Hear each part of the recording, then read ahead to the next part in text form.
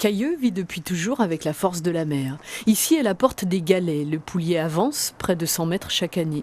La terre gagne du terrain. Ailleurs, l'État craint la submersion et envisage un plan de prévention des risques qui interdirait les constructions sur la majeure partie de la commune. Et ça, forcément, ça brouille les idées d'avenir. On est en train d'essayer de nous détruire notre avenir, c'est ça. C'est pour ça que je suis ici d'ailleurs. Mais parce que Cailleux, il a un avenir, parce qu'on a une super plage.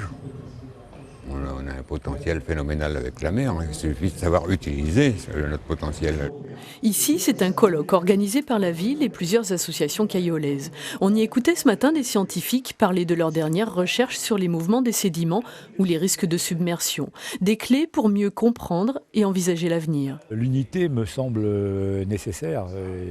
Il est certain qu'on avance mieux si on a tous le même objectif.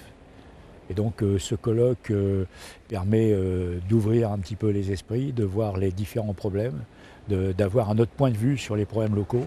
Un autre enjeu majeur qui inquiète les habitants, la dépolderisation.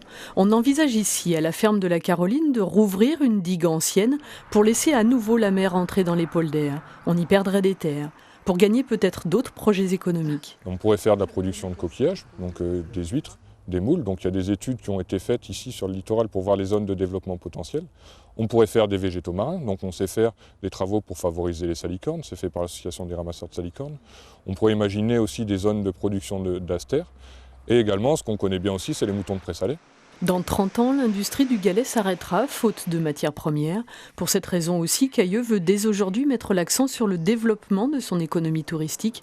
Parmi les grands projets, la création d'un pôle culturel maritime pour offrir aux touristes cette part d'histoire qui la lie si fortement à la mer.